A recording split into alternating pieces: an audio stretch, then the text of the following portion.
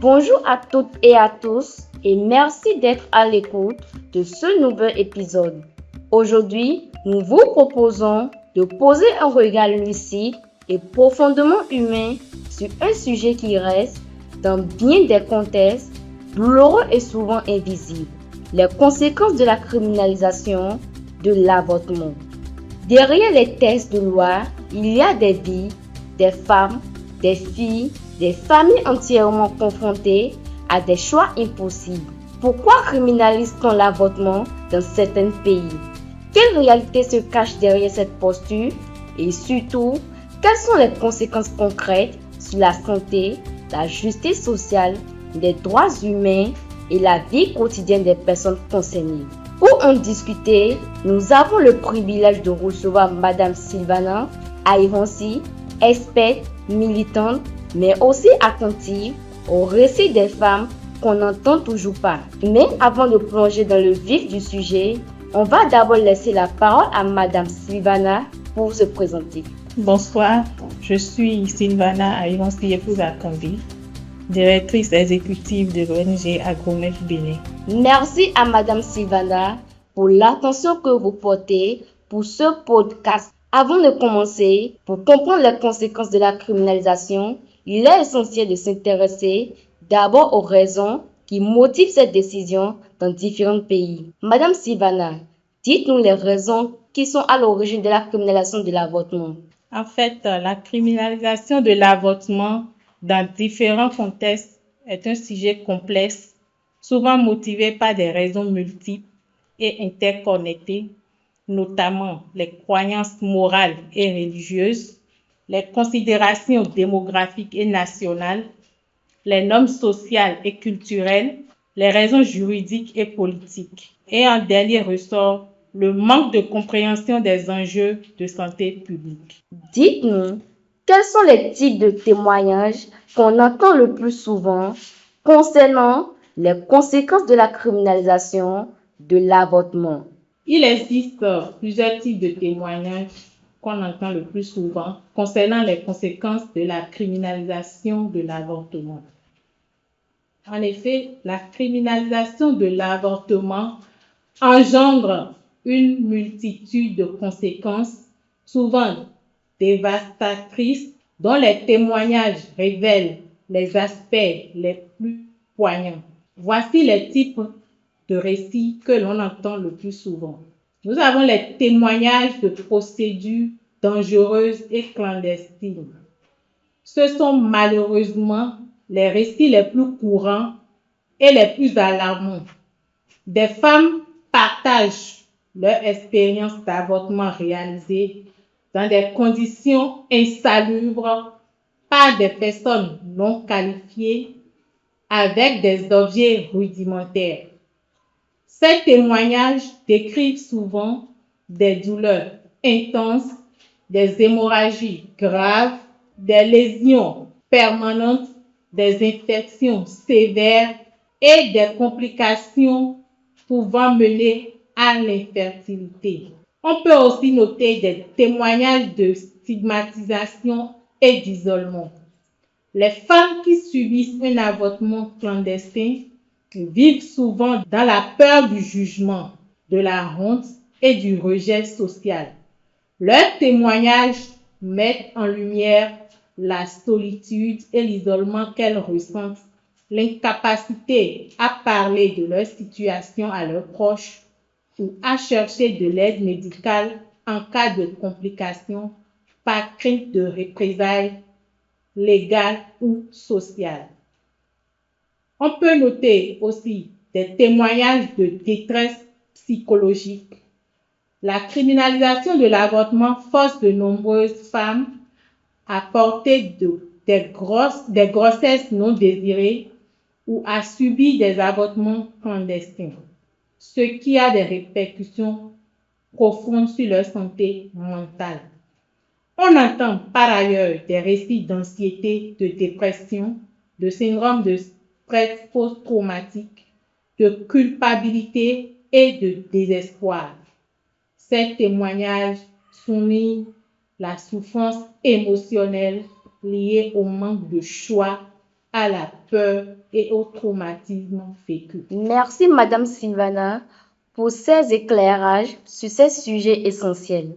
Pourriez-vous nous dire comment la peur des poursuites judiciaires influence-t-elle les décisions des personnes enceintes et leur accès aux soins?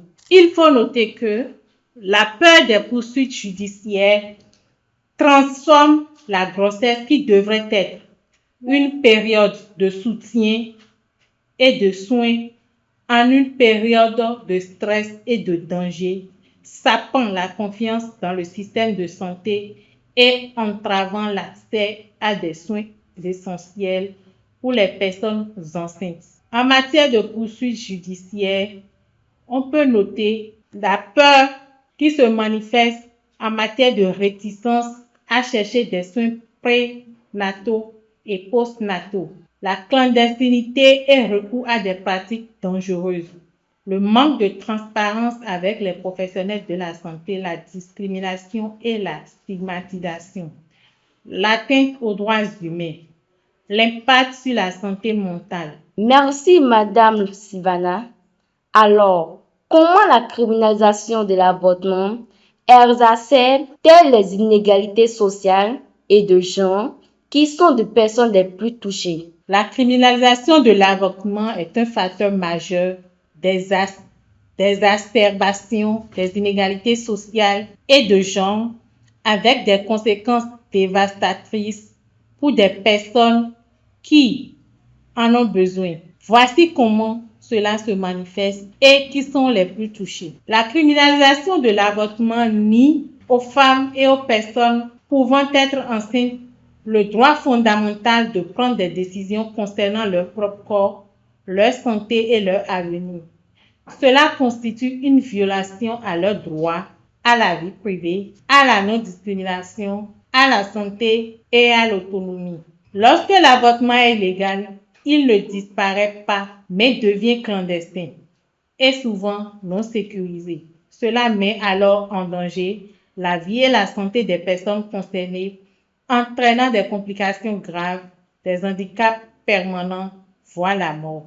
Pour aller plus loin, l'OMS estime qu'environ 45% de l'ensemble des avortements non sécurisés et 97% d'entre eux ont eu lieu dans les pays en développement. La criminalisation de l'avortement s'accompagne d'une forte stigmatisation sociale, poussant les personnes à cacher leur recours à l'avortement et à subir l'isolement et la honte. Cela peut avoir des répercussions sociales, psychologiques importantes. Madame Sylvana, quel est l'impact de la criminalisation sur les professionnels de santé? Sont-ils confrontés à des dilemmes éthiques ou à des risques juridiques? Les agents professionnels de santé sont confrontés à un dilemme éthique et à des risques juridiques accrus pour plusieurs raisons. La peur et la réticence à agir. Dans la plupart des cas, la menace de poursuites pénales, notamment pour des erreurs médicales, peut entraîner une culture de la peur. Les professionnels de la santé pourraient devenir réticents à signaler les incidents ou à prendre des risques calculés pour le bien du patient, de peur d'être tenu pénalement responsable. Une étude est allée montrer que la criminalisation des erreurs médicales réduit considérablement la volonté des professionnels de signaler les événements indésirables, ce qui nuit à l'apprentissage et à l'amélioration de la sécurité des patients. Il y a aussi la détériorisation de la relation soignant-patient. Le fait de criminaliser l'avortement peut engendrer une méfiance entre les patients et les soignants. Les patients pourraient craindre que les professionnels ne privilégient leur propre profession juridique au détriment des soins. Les professionnels de la santé sont par ailleurs stressés au vu des poursuites que peut entraîner l'épuisement physique et mental important lors de l'exercice de leurs fonctions. En somme, les professionnels de santé sont souvent confrontés à des dilemmes complexes et sont obligés de se conformer à la déontologie stricte et parfois peuvent fait cas à des divers risques juridiques, notamment des délits d'homicide involontaire et des blessures involontaires, des délits de mise en danger délibéré d'autrui, des violations du secret professionnel, des défauts de réponse à une réquisition judiciaire, des discriminations, l'exercice illégal de la profession, des fraudes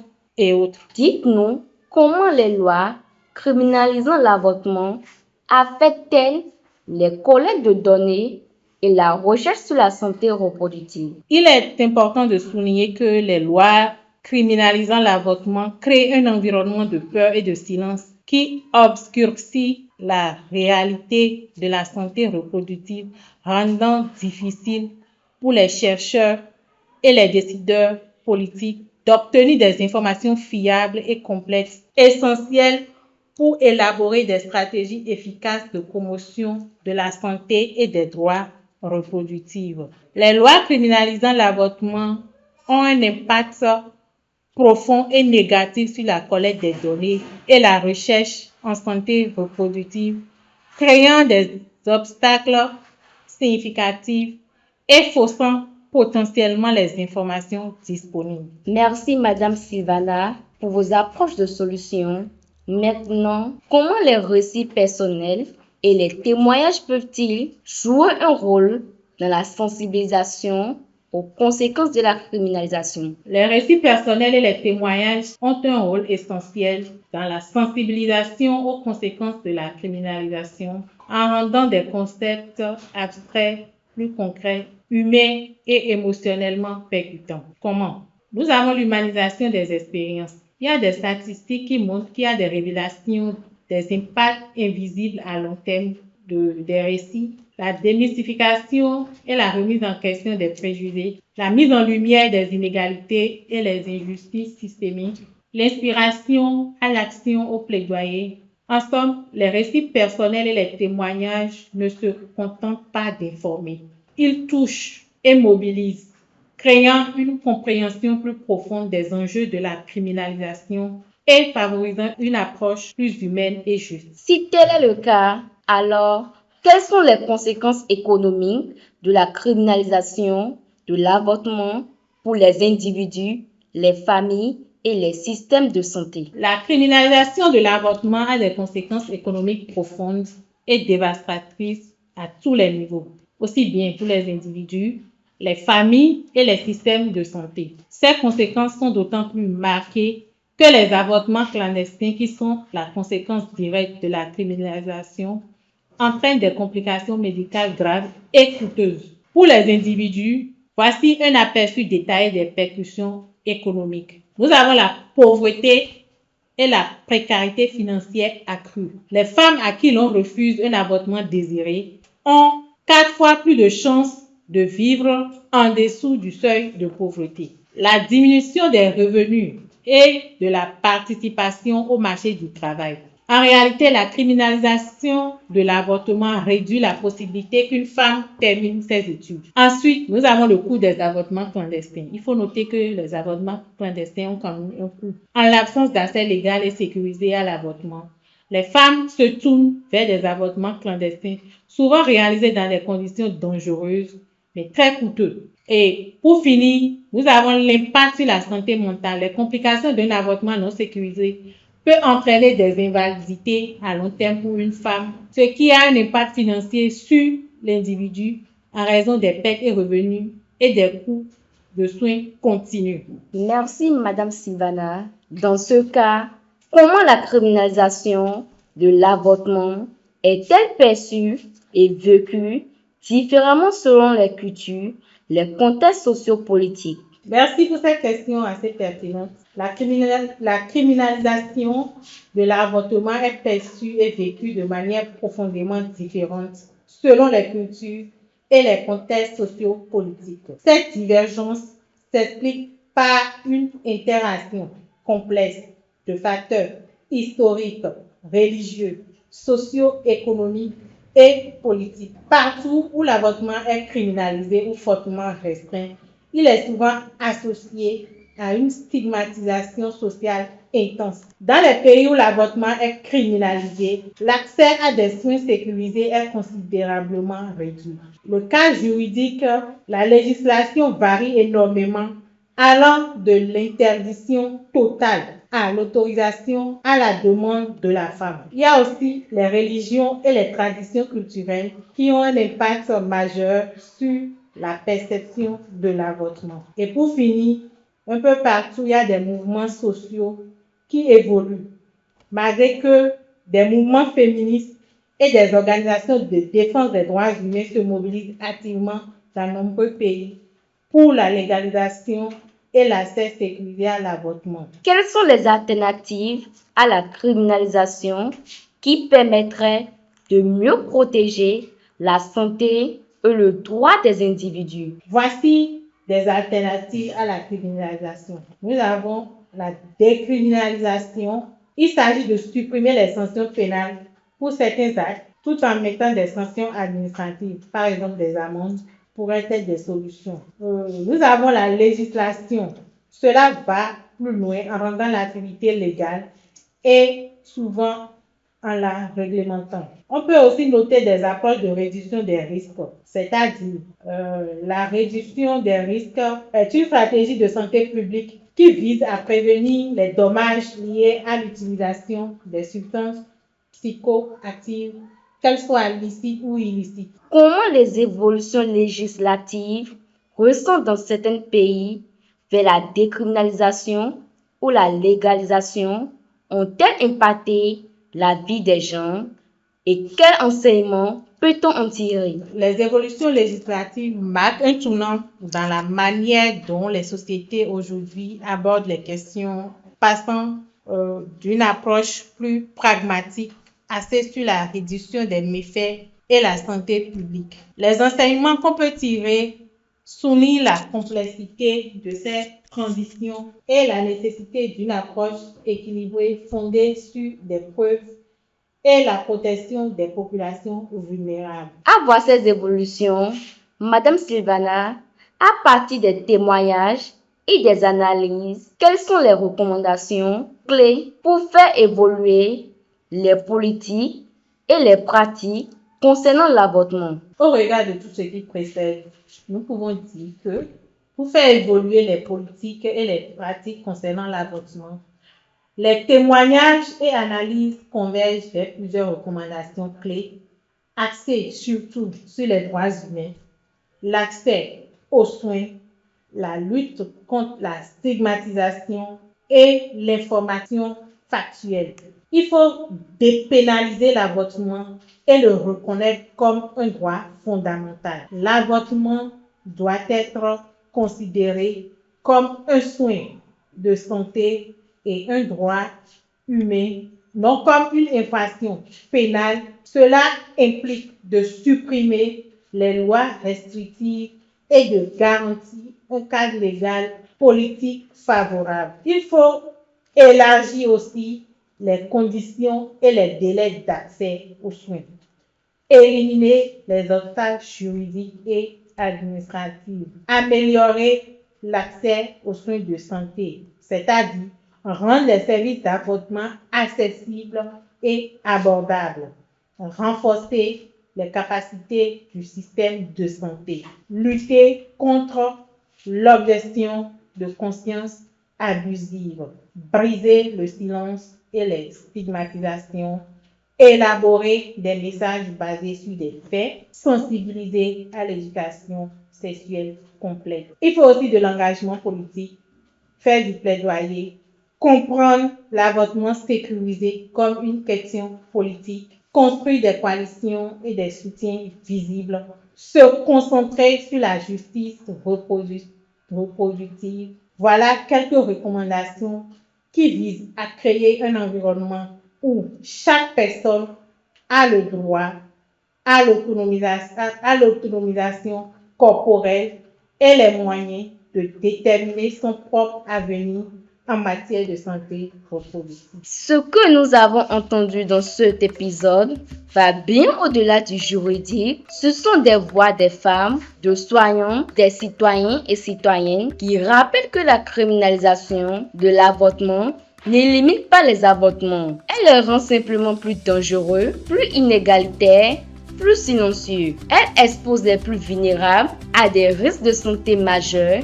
Elle fragilise les professionnels. Elle empêche la recherche et elle alimente un climat de peur qui nuit à toute société. Merci à Madame Sylvana Ayronsi pour sa clarté, sa force et son engagement. Et merci à vous qui nous écoutez de faire vivre cette conversation essentielle.